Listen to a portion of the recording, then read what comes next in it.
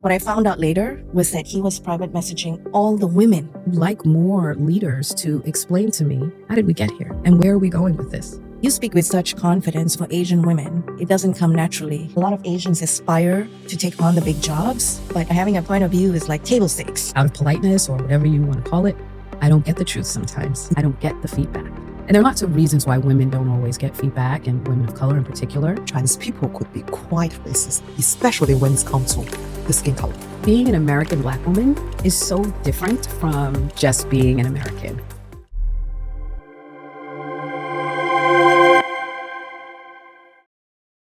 Tawana, for women of color watching this from around the world and what's happening in the US with the backdrop of DI being pulled back, and in global companies like Meta, which you work at, it's tempting to feel defeated. Are you? Maybe not defeated, but very disappointed. And that's an emotion that I had to wrestle with, that I didn't expect. And I think other people don't expect it either, right? I think we can all deal with anger, and we can deal with like really frustrated emotions because there's something to push back on. Yeah. But when you're just disappointed, I don't know, it's like you really should have made a different choice. And so that's definitely how I feel and have felt. So take us back to your story. You've lived across many places, and you came here to Asia from the United States. And as I hear you answering, I'm curious about what shaped your identity today. I think for many people, it's family, right? It starts with, and certainly place, you know, where you happen to land in the world, where you happen to be birthed in the world. That is a big part of who I am. But being an American Black woman is so different from just being an American.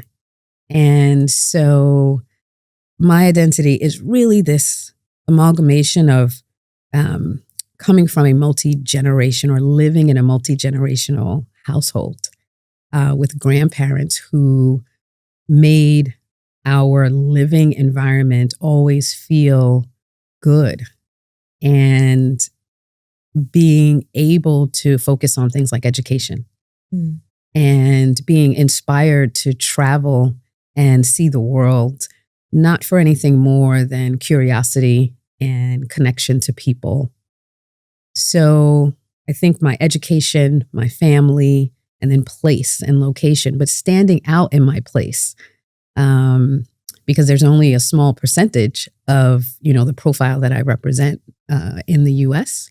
But when you put that on a global stage, wow, that's when you realize that you are standing amongst just a diverse community that is vibrant, that focuses on excellence, that builds community, that has some of the same values.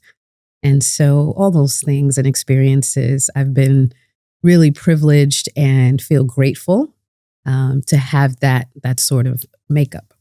And so, Tawana, what drew you to Asia then? So I'm originally from China, and Singapore is one of the few spaces I don't feel discriminated against, but rather I have the Chinese privilege. And Chinese privilege Chinese people could be quite racist, especially when it comes to the skin color.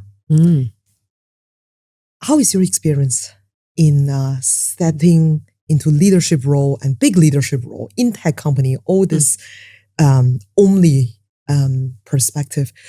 What's your experience actually like? I think as an eldest daughter of multi-generations, I come from like this strong lineage of women who I think throw their hat over the wall and then realize that they have to go and get it, and don't see that as high risk. Don't see a move to Singapore. In my case, it was only until someone put the mirror up to me and my family, like literally, and said like, wow, this is such a big deal. Why did you do that? What, that's amazing. What an incredible decision. How did you come to it? And then I'm playing it all back and going, okay, yeah, now that I think about it, that is one of many probably big risks or incredible things that we've had the opportunity to do. Mm. But I never saw it at the time as, I don't know, the equivalent of like landing on the moon. Like we're still on the planet Earth, right? We're still humans living in this world. There was a part of our business that was growing in Asia. And I've always been interested in growth. I've always been interested in innovation. And so part of what drew me here prior to COVID was this e-commerce innovation, consumer behavior in Southeast Asia that I would see in case studies that land on my desk in New York. And I was like, what is going on in Malaysia? I want to know more about that. And so that was sort of where my brain was. It didn't feel sort of out of context. It didn't feel as big. And then when I got here, I think your point about privilege, or maybe you didn't say that, but I'm going to say it, that the gender and the race and skin color, so I've been a Black woman all my life, right? So there's nothing new there. But what was new and different was language privilege, socioeconomic privilege, place of origin privilege. That coming to Asia, all of those things played out slightly differently. And some of them are invisible, right? Until you put your passport on the table. People would ask me much more about, like, where's my passport from here than any of the typical sort of bias or racist, obvious things that might come up when you're in the US. And this is not to say that this was about, I'm not suggesting that any of those questions were about bias, but it is about people trying to place you. And I say that I'm responsible for our APAC business. And they're like, oh, like you live here, not that you are, just visiting and traveling. So it definitely has been a journey in understanding that privilege can come in many different forms. Because when English is your first language and English is the language of business, and my team currently at Meta in APAC, at one point there were 17 different languages or nationalities represented. And I'm not talking about a team of hundreds of people. So it's a very intentional group of people who represent voices and experiences, from outside of the US. But I very quickly learned that my communication style, or the fact that I spoke English fluently, became a privilege. And people would ask me to sort of represent a point of view. And I would think, but that was your idea, or you have the point. Why aren't you speaking up in the meeting? And I would have to show up as a leader very differently. It wasn't just empathy, but it was a level of kind of learning about culture and where people, expectations that they have of leaders, how leadership is defined here in this part of the world. All those things were so different for me. How is leadership defined in this part? Well, what you would know from living here is, gosh, it's a makeup of multiple countries and multiple cultures. But one thing that I did spend some time with was the culture map, and very quickly learned about the 8 dimensions that are important around communication and decision-making and feedback, and where you fit on that spectrum matters, how you speak, how much context you give, or how much you don't. So, my counterparts in Japan, gosh, it's very different leading with a sense of deep alignment. Before you're kind of raising it up, right? So I don't think there's one answer that I've come up with, but for certain, I appreciate that my US education taught me to always have a point of view. And as a leader, that means you are out in front with that point of view, and you sort of ask questions later, to be honest. Whereas here, I think there's a much deeper diversity of leadership type, and some of it can fall into a position of maybe I sit back and I won't speak first. I might listen a bit more, and then I will reflect and share my point of view. You might be the last person in the room that speaks as the leader as opposed to the first. That was probably one of my many lessons about leading in Asia. Yeah, I think to speak with directness, clarity, transparency is such a skill, right? And you speak with such confidence, which is, a really big topic here, especially for Asian women. And it doesn't come naturally for us. Have you always been confident? I don't really know the answer to that question because I don't know where sort of the line, began, or I don't fully understand it. What I do know is that I was always raised in the context of my voice was important. I was well into my 20s, an established professional, and sat in a section of, 60 other students, maybe less than 20% women. People of color, I don't even want to guess, but the numbers were really, really low, in the single digits. And in that environment, my voice had a quiver. And all of a sudden I was like, yeah, like where is this coming from? Why does it exist? And I remember talking to other women and our professor. We had this fantastic accounting professor who was quite soft-spoken and introverted, but she knew her stuff. And so we all loved her. And one day she brought up the topic of participation and her observation that women participated less. And she wanted us to know, she was like, that this is a critical part of your grade. So what's up? Like, why aren't What's you holding you back? Yeah. And I think when she raised that, it was the opportunity for me to acknowledge that something had changed. Like there was a bit of a switch because I came into that program, again, already having been in the workforce, but there was something different about that environment it happened to be in the south of the US, which is a very different place culturally than the north of the US. And certainly as a woman of color, I felt like I was in a different pecking order. You could see it around you. You didn't even need someone to tell you. The signals were all there. But it wasn't just me. It was pretty much every, maybe not every, because there were some women who I really loved and admired who were like going for it, like every class, like after it and talking about it and would defend their point of view. But, they got the label of being like that person, that woman. The difficult one. Really difficult. But I admired it. And it was the first time that I maybe started to pay attention to what you just said, like the difference between having confidence and what sort of holds you back in some situations. Like, where do you get that signal from? And why? Why did I all of a sudden pick that up? The stakes seemed a bit higher, I think, at that juncture in my life and my career. Yeah. I want to tap on what you said.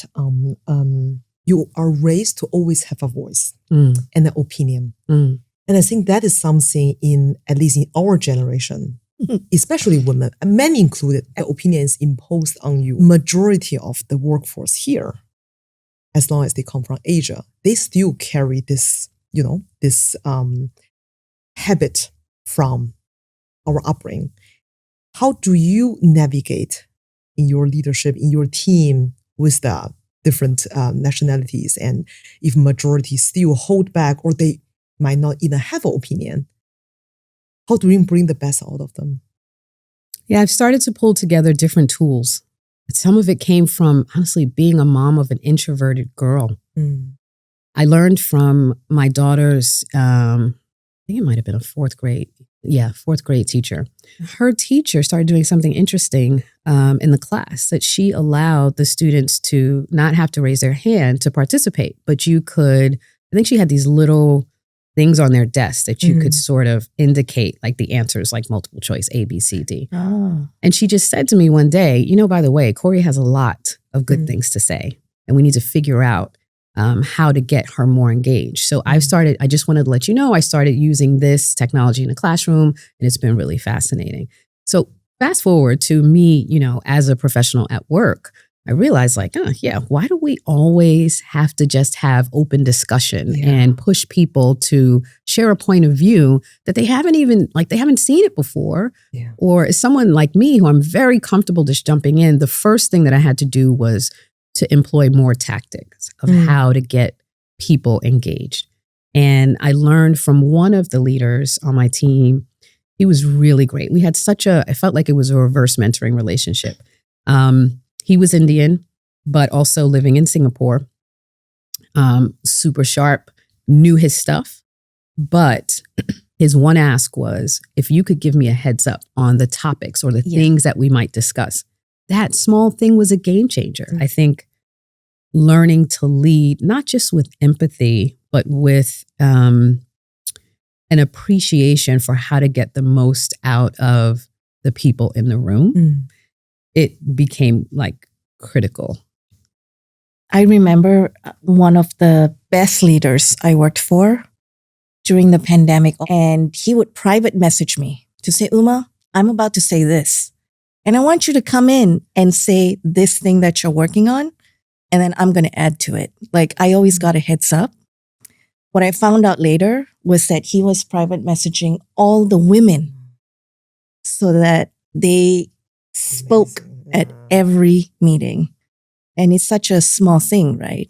But I like what you said, because I think a lot of Asians aspire to take on the big jobs, but it comes with, having a point of view is like table stakes. Yes. It's like what you get paid in your base salary.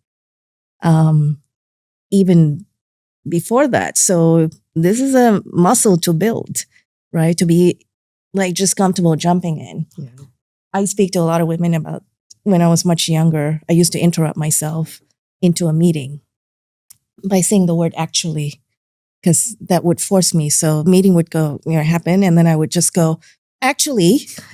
And then I'd be like, okay, now what am I going to say? So I think like we all have to find our own interventions. In order to be great, in order to have a high performing team, and in order to help your business really thrive, like if you've hired this person, why wouldn't you want to get the best out of their, potential? And sometimes I think it's because we are so busy. We talk about this all the time, talking from meetings that are led by the US to Asia on the wrong time zone for us. So we're not at our best anyway. And we're performing, we're showing up on the camera, right? With the jacket on, or at least this is what I try to. I just throw a jacket on.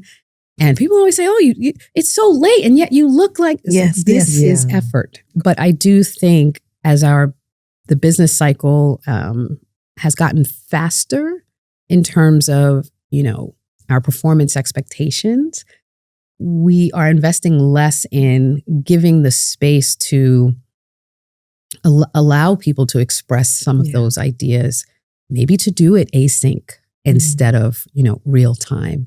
And so I'm actually finding quite a bit of joy in this reinvention of different tools that allow people to, so whether it's in a Google Doc where everyone gets to comment, like that's like my favorite thing now. It's something that's living and breathing. And I can go back into it, even though we discussed it last week, and someone else now has a revelation or a point of view that they want to share. That's amazing.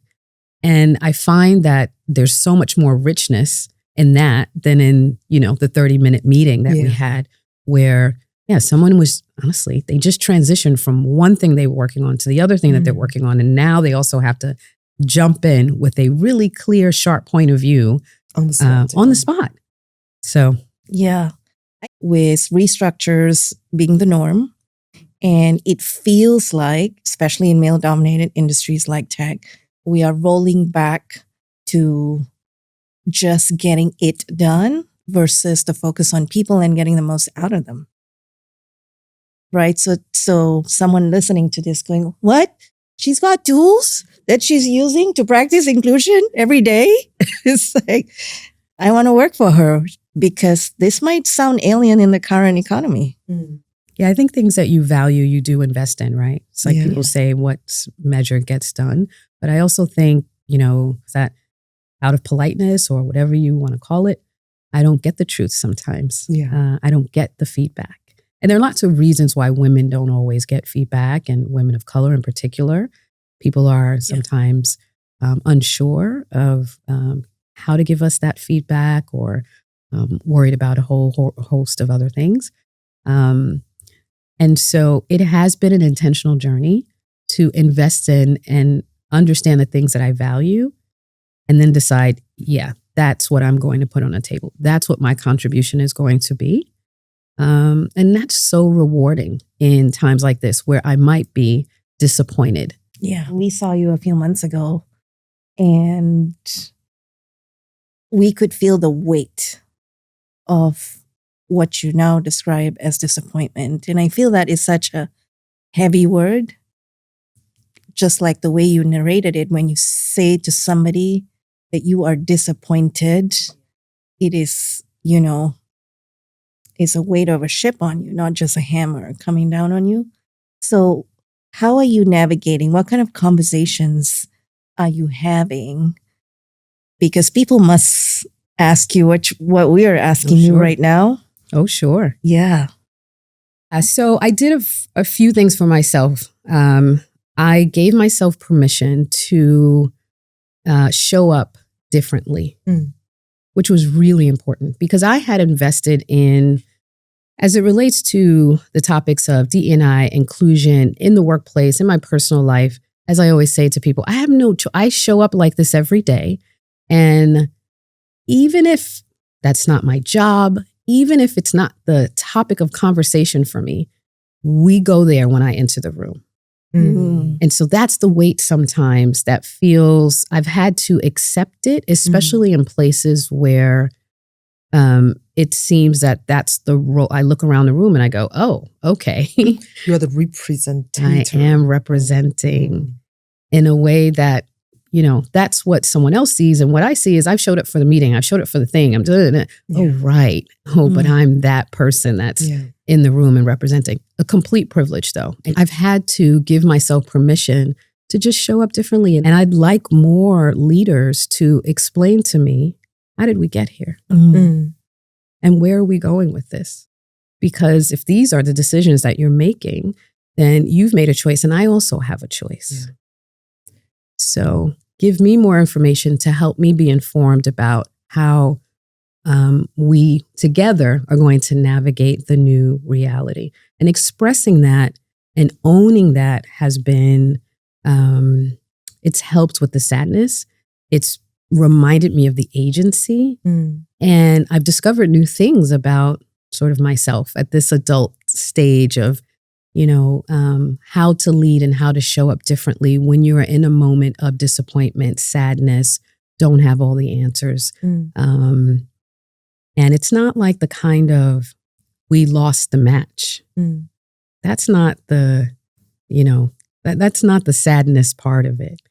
It's a whole reconciling with the reality that, you just need to, I think for me, you need more time to process that. And you need other people, again, to step in and help explain what context it is. Yeah, give me more context. Tell me more about this. Let me listen a bit more. I'm going to take a back seat because you've made a choice.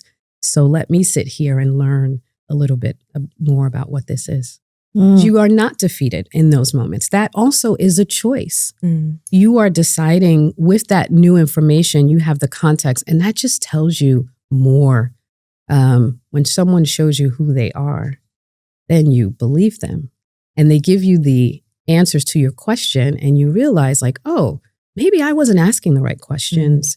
And so less for me in these moments of like leading and in the corporate sort of environment that we're all, and the geopolitical environment that we're all operating in.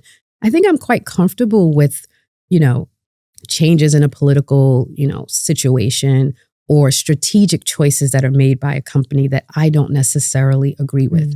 But once you have the context, again, I started to feel like either I could disagree and commit, and most importantly, I could help other people navigate. I could lead better by having the context. If I learned anything as a leader during COVID, is that clarity is care. And people want, even if you can't give them like full definition of certainty, which is what what we want. Really we want that security. And unfortunately, you don't always get that. And we don't always get the outcomes that we want. And so I hope that answered your question, but it's definitely been much more of a journey in understanding how to ask better questions, how to clarify for people who are watching and saying, yeah, what are you doing? How are you managing this? And being transparent with them that, yeah, I'm sad. I'm disappointed. Here's what I'm thinking through. I can't help but think of a moment. There was a leader that I worked for at Meta. He's actually how I got to Asia. He's part of the story. But this leader in particular, he had this notion of servant leadership, right? Which is a concept we all know. And he often started a lot of meetings, or we had this sort of storytelling around geese that fly in V formation. Yep. And if you know that story, what's really powerful about it from a team perspective is, there will be moments where someone has to drop down from that formation, right? And they need to draft off of other people who have the ability to take the next, leg. I saw people who wanted Tawana to always take the mic and be the inclusion leader and to speak up for injustice and to say things that no one wanted to say or to post it on Instagram. And you two know, and people can kind of just cheer you on either silently or in the background. And I said, yeah, this time around, what I need is I'm going to sit back. And I saw people say, oh, we got this. We want to do this. I want to express that DE&I, you can call it whatever you want, but this is important to me and I want to contribute. And so I was amazed at how many people started to show up. And then I thought, wow, I have learned something. Wow. So that must be part of your experience in terms of hope that you have in how this might evolve, because we don't know how this is going to evolve. Everything seems to be changing on the fly. Yeah. And I know you are a big fan of having agency. Yes. I'm a big proponent of that word as well, which I think people don't necessarily understand. So maybe you can help our audience break down what agency means to you. And in everything that you have shared so far, what is now your agency? Yeah, I see agency as you taking the power and you understanding the choices, you understanding the field of play, right? And we've talked a lot in business about psychological safety. I think Google had done the original study about the importance of that. And I don't disagree with that notion that psychological safety is important. But the one thing that psychological safety has always given me I've struggled with it, is it sort of relies on this external factor that gives you, something that creates then that sense of safety for you. And so we've started to explore within my team. So I got introduced to a different concept called brave space. And brave space is just the idea that you now have the agency for the realities. You're not ignoring it. You're not minimizing the sadness, the disappointment, the things that are not going exactly as you would like them to, the control that you may not have on, whether I'm going to be let go from this job or how I'm going to be evaluated or whether I get picked to do this thing. You don't really change any of that external stuff, but you do give yourself and the people around you, you decide that you are going to engage in something different. And that bravery is the agency you give back to yourself. Yep. Yeah. That's beautiful. Yeah. No. So if now, moving back, now time has changed, obviously, in the past 20, 30 years. But if now a young Black woman living in the US and is under the current environment and feels very defeated, disappointed, angry, frustrated, working in the corporate context. I had recently just someone writing this to me. And everything what you mentioned, there is no psychological safety for her. There's no certainty. And she's also just young and feel hopeless. What would you tell her? I think the first is acknowledging and accepting and not minimizing that emotion. And as I've talked about even using the word sad, it sometimes feels foreign, and especially in the corporate context or other things. Again, when you throw that word around, it forces you to acknowledge that there's some hurt there, and there's some real unpacking of why. And I think this moment gives us all permission to reflect, but particularly, I think, for women and for people of color who, if you're in that space of feeling disappointed, I think what I know to be true that has happened even in prior elections or prior moments where there was significant disruption, the things that come out on the other side, or people who take that frustration, that sadness, and actually build with it.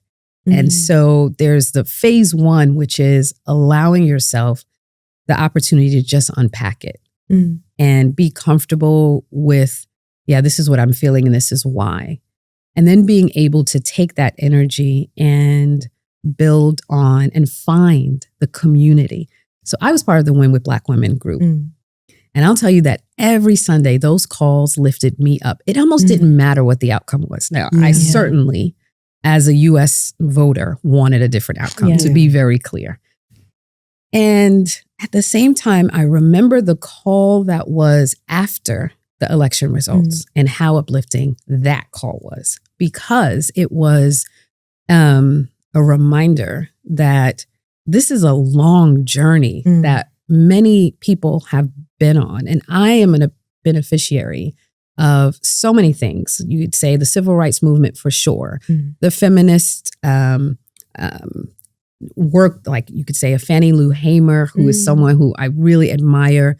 But those women were tired. They were dead tired.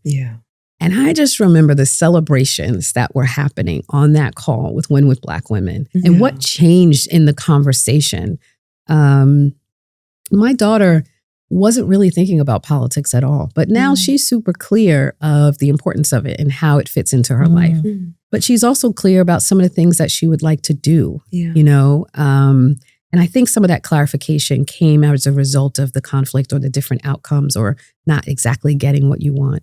So I think that I would say where you find the other side of this is acknowledging where, you know, where that source of disappointment and sadness and pain and frustration and all that's coming from, and let that have a space. But then figure out what you want to do with that. Actually, the game changer is communities 100%. coming together, 100%. which is what, you know, It's what all we're the building invisible to. work. Yes. Yeah. It's all the invisible work that's happening in the background.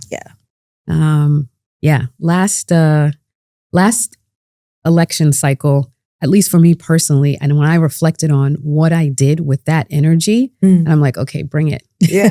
I'm ready for seeing what's ahead. Because it was pretty some amazing things that I didn't expect. I didn't even have on my agenda that were born as a result. Some fun questions for you. So we open your Spotify playlist right now. Is there any song that we would discover you've been playing on repeat recently? Oh, gosh. Yeah. So I have songs and I have playlists that are like old school.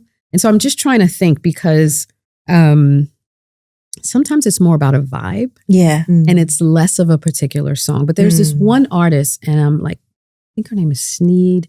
She's I think she's from Switzerland. But also, like, I think maybe her dad is African. I'm not quite sure. But her music, when I am feeling particularly low, it's a way to, you know, just, again, not minimizing, not sort of gaslighting the pain or the things, but there's a way of like soothing and comfort.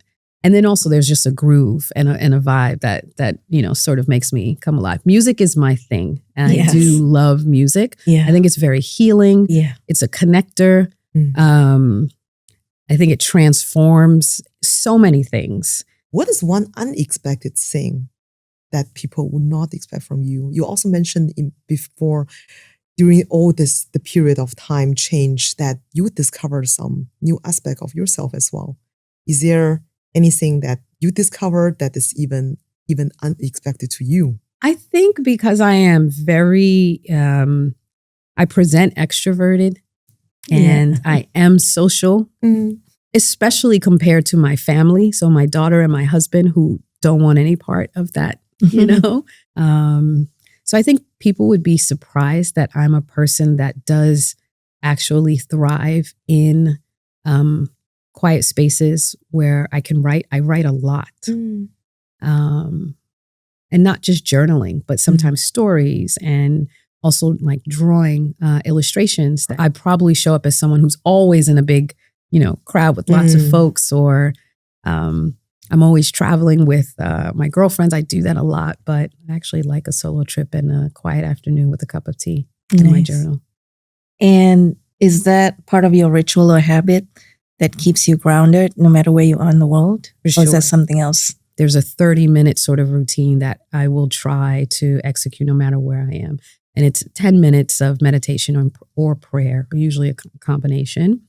10 minutes of yoga and 10 minutes of maybe HIIT, or like, just something that maybe involves a bit of weights. And those things I've just found to be easy to take with you. That's like my magic, my little toolkit that I can always go to and just reset for the next day. Yeah, I love that. Yeah, I love that. I was also thinking about what you said earlier.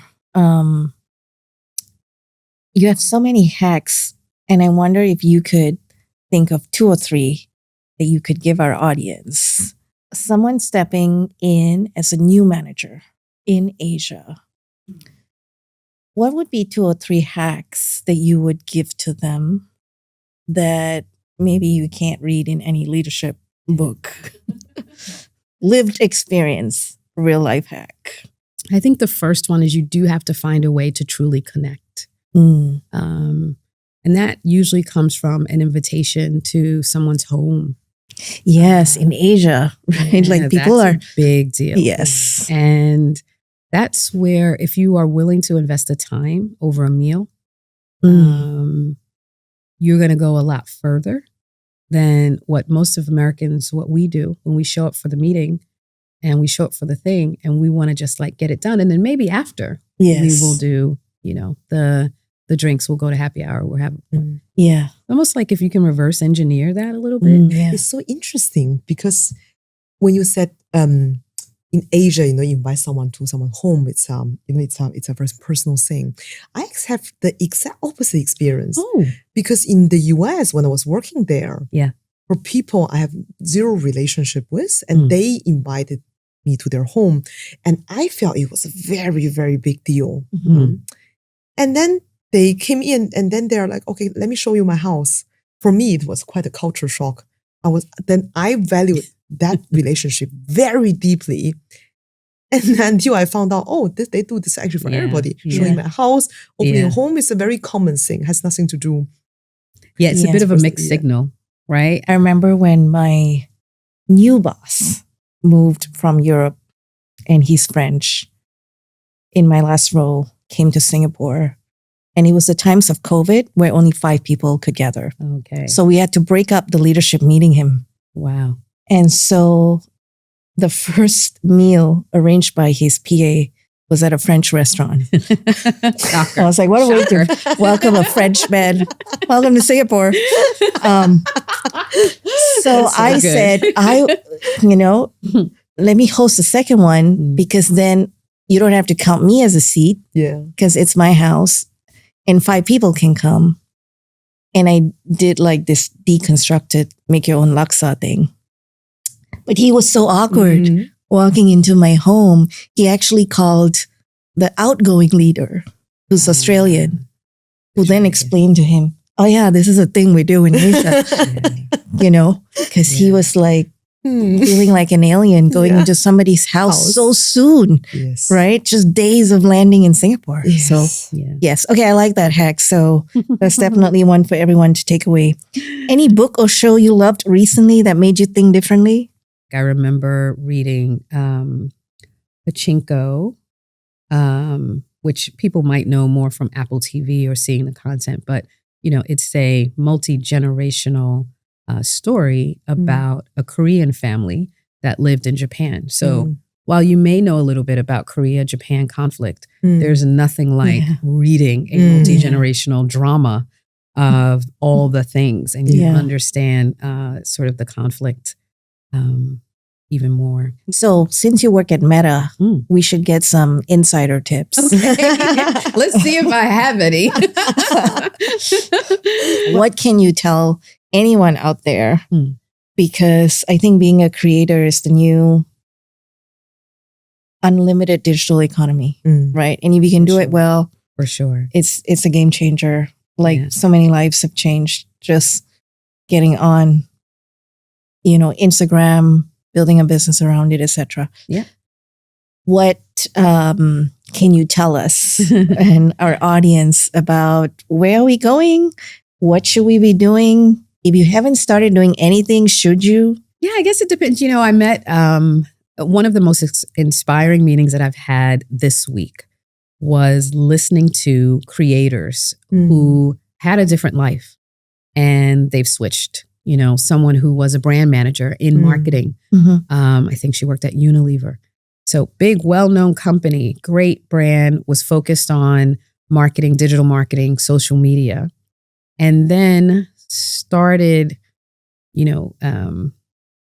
creating reels, creating content, and getting really into this space. And ultimately, as things shifted for her at work, this became a space that she realized that she enjoyed, and she just had a lot more to say. And it wasn't in the typical areas that, you might think. So I say that because we are all still learning in this creator economy. And some of the more extreme, wackier things, I think we were talking before about how I'm sure conversations like this, super interesting and inspiring, but a lot of times it's sort of the backstory and the behind the scenes, and the more depth that you can get into, I think it just creates that human connection. It normalizes the day to day. And so I know for sure that the storytelling of today is much more, personalized, and the things that are important to you, you will find an audience of people who will see that as important. So if you stay in that lane, that's the space to grow in, as opposed to, trying to do all the same things that are out there. And how are you using AI? I know for some people it's, got a lot of negative headlines, but I cannot help but continue to be a tech optimist. I just feel that my life has fundamentally been made better by technology of all kinds. And so AI right now is the space where if I were starting my career over, it's, learning about prompts, using it day to day for personal and for work, is the pivot that we all, need to be making. I've always worked at companies where I love the moment where you go, I couldn't imagine my life without that. And so that's where I feel like we are with AI now just becoming more visible, because obviously it's been in the background for the last decade. And so there's only the beginning, from creators, for business reinvention. So many things are changing right now. It's really, really exciting. I'm headed to Cannes in a couple of hours, actually, to talk more about that. Yeah, that's awesome. All right, Tawana, thank you for holding space for such a big, bold, and beautiful conversation with us today. Thank you for having me.